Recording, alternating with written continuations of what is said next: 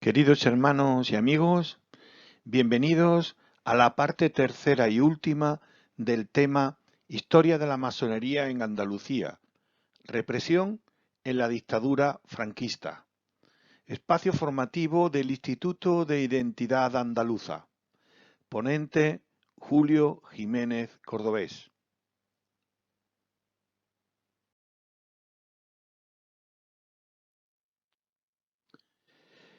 Durante el desarrollo del golpe militar y de la guerra incivil del 36, en las ciudades que caían en manos de los sublevados, se detenían a los masones, se les encarcelaban y pasaban por las armas, sin juicio, sin sentencia.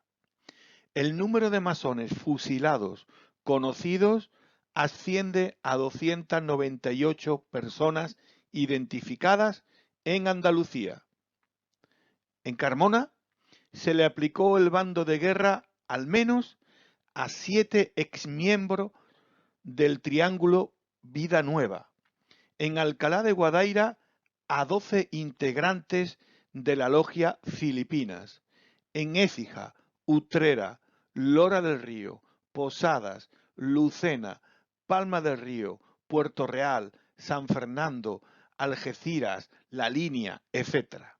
Es decir, en Granada 25 fusilados, en Cádiz 118, en Sevilla 66, en Huelva 29 fusilados, en Córdoba 27, en Málaga 13, en Almería 6, en Jaén 5. Eran asesinados por el simple hecho de pertenecer a la francmasonería.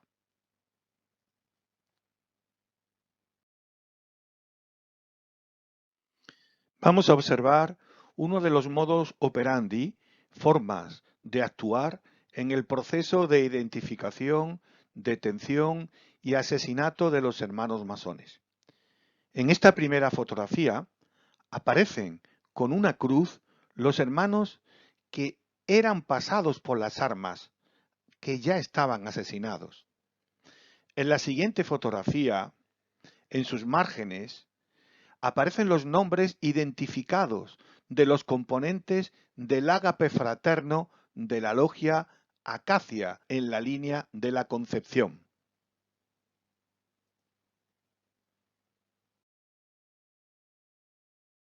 Al terminar la guerra, aparecen distintos organismos civiles y militares con el objetivo de aniquilar a un enemigo ya derrotado y borrar el pasado republicano de España.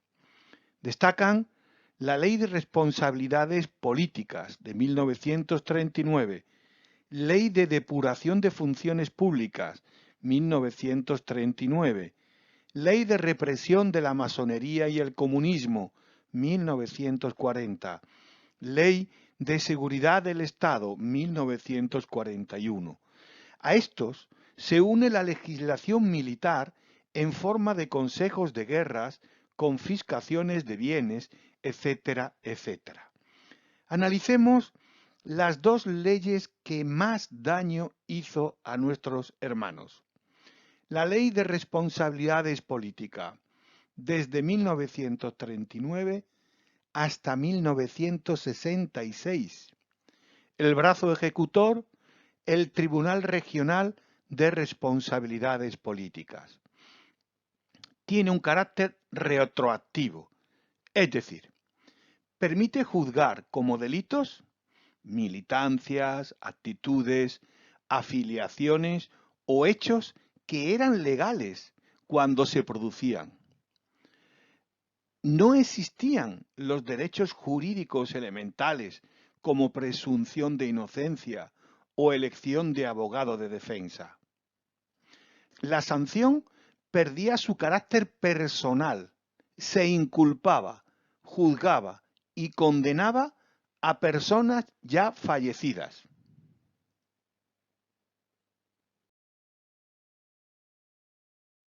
Se establecía como principio la responsabilidad patrimonial de las familias de los inculpados. En ella recaía la obligación de pagar las sanciones impuestas al padre, hijo, tío, etc. Se decretaba automáticamente el embargo de todos los bienes del encauzado, no pudiendo disponer de los mismos ni él ni sus familias. No esperaban a dictar sentencia para llevar a cabo el embargo de los bienes. Sanciones: inhabilitación absoluta de ejercer cargo o trabajo público o privado, cárcel o destierro, multas millonarias, pérdida total o parcial de bienes. Ley de represión de la masonería y el comunismo. Desde 1949 hasta 1964. El brazo ejecutor es el Tribunal Especial para la Represión de la Masonería y el Comunismo, donde se puede leer en la exposición de motivos de la ley. Entre las primeras ocupa puesto más principal la masonería, y entre las que, sin constituir una sociedad secreta propiamente, se relacionan con la masonería. Se refiere a clubs de Rotarios, Lions, Rosacruces, etc. En la pérdida del imperio colonial, las guerras civiles, las perturbaciones que aceleraron la caída de la monarquía, minaron la dictadura, así como los crímenes de Estado, se descubre siempre la acción de la masonería. Al levantarse en armas el pueblo español, no cejan la masonería, proporcionan armas, simpatías y medios económicos a los opresores de la patria. Son escasas y reducidas el alcance de las disposiciones legales para castigar y vencer estas maquinaciones, sin que ahora se pretenda establecer la normativa definitiva y total. Se hace indispensable determinar la clasificación jurídica y sanciones que merecen los que todavía secundan la masonería. Y el artículo dice: constituye figura de delito el pertenecer a la masonería. Sus bienes se declaran confiscados. Son masones todos los que han ingresado en la masonería y no han sido expulsados o no se han dado de baja, y no dejan de serlo aquellos a quienes la secta ha concedido alejamiento de la misma. Los delitos de masonería serán castigados con la pena de reclusión menor, excepto circunstancias agravantes. Son circunstancias agravantes el haber obtenido alguno de los grados desde el 18 al 33, el haber asistido a asambleas o desempeñado cargos o comisión que acredite especial confianza de la secta. Quienes hayan pertenecido a la masonería vienen obligados a formular ante el gobierno una declaración de retractación en el plazo de 2 meses. Artículo 8. Las personas comprendidas en el artículo anterior quedarán separadas definitivamente de cualquier cargo del Estado, corporaciones públicas u oficiales, entidades subvencionadas, empresas concesionarias, gerencias y consejos de administración de empresas privadas, cargos de confianza, mandos o dirección de las mismas, decretándose además su inhabilitación perpetua para los referidos empleos y su confinamiento o expulsión. Serán sometidos a procedimiento de sanción económica. Se ordena la disolución de las logias y obediencias. Se confirman bienes y pertenencias. Carácter retroactivo a pertenencia a masonería cuando era legal su actividad.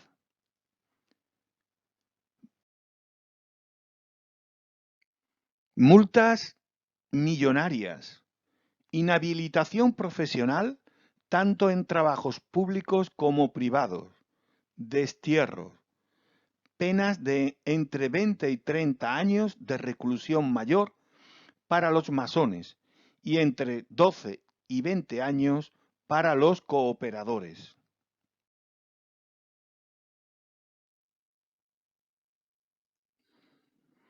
En imagen, diversos documentos que solían utilizar estos tribunales de represión contra los hermanos masones.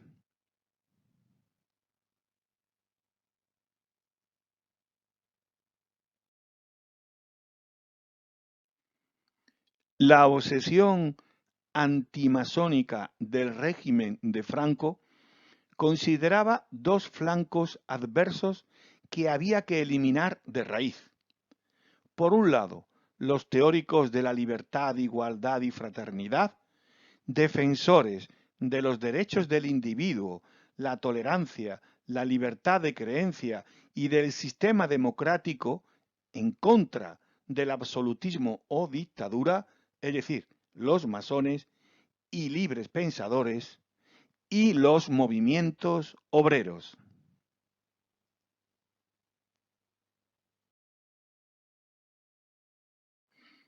Vamos a ver cuál era la imagen que el régimen tenía y quería dar a la sociedad española de las logias y de la masonería.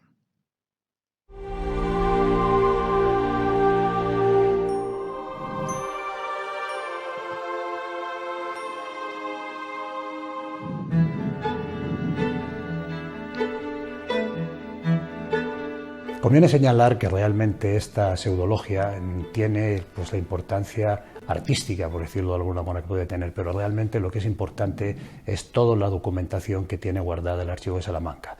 Gracias a ella se puede reconstruir de verdad cómo fue la historia de la masonería española antes de la República y hasta que se editó la Ley de la Represión de la Masonería y del Comunismo.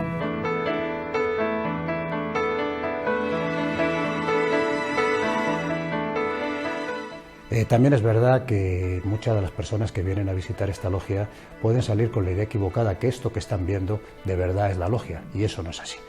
Yo creo que habría que hacer algo, y de hecho entre el Supremo Consejo del Grado 33 para España y el Ministerio de Cultura del Reino de España tenemos firmado un convenio de colaboración, y una de las ideas que se han barajado y que yo creo que sería muy interesante era hacer en una sala aneja o muy próxima a la actual logia una logia de verdad como es, cómo se trabaja. Eso no hay ningún secreto, se puede ver, para que de verdad las personas que estén interesadas en este tiempo, en este tema, pues se vayan con las ideas claras de cómo es una logia y no esto que tenemos aquí. Evidentemente hay elementos artísticos de una gran belleza, pero todo parecido con la realidad, como ya he dicho yo antes, es mera coincidencia.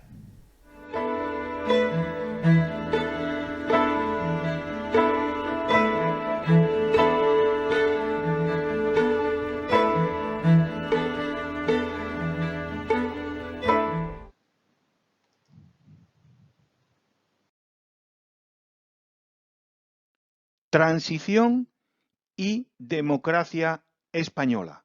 Vuelta a la legalidad. En enero de 1976, el Gran Oriente Español apoya al Estado constitucional monárquico como Estado de Derecho, iniciándose las gestiones ante el Ministerio de la Gobernación para obtener la legalización de la masonería en España, apoyo que obtuvieron del Consejo de Europa de Estrasburgo.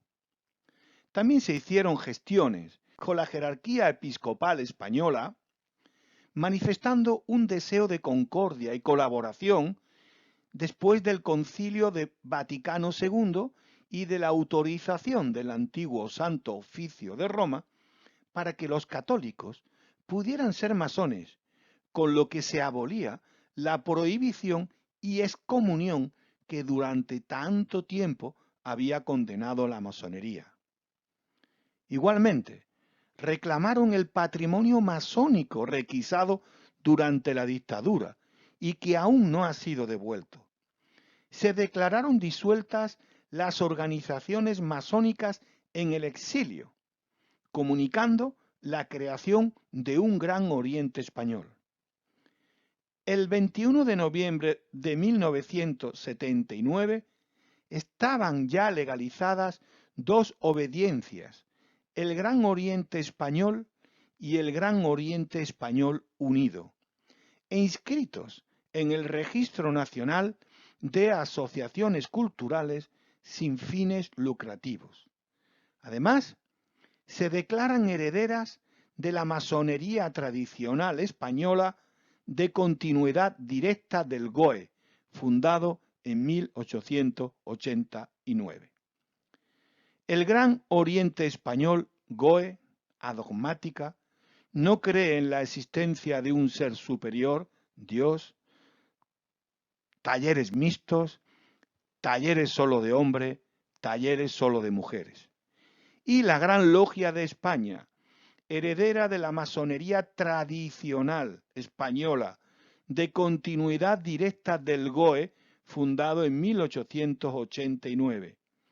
Quedó constituida legalmente por la resolución administrativa de su inscripción en el Registro de Asociaciones del Ministerio del Interior, número 37.256, de fecha 16 de octubre del año 1980, como una obediencia u orden masónica regular sin ánimo de lucro y por tiempo indefinido. Gran Logia de España, dogmática, cree en la existencia de un ser superior, talleres formados solo por hombres.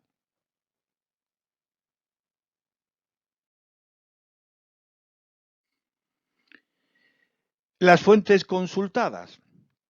Libro Los masones andaluces de la República, la guerra y el exilio. Sucinta historia de la masonería española y en particular en Andalucía.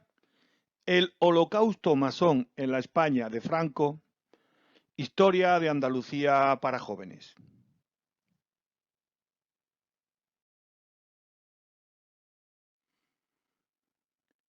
Queridos hermanos, estimados amigos, hasta aquí el tema Historia de la masonería en Andalucía. Parte 3, final, siglo XX, represión de la masonería. Gracias por vuestra atención.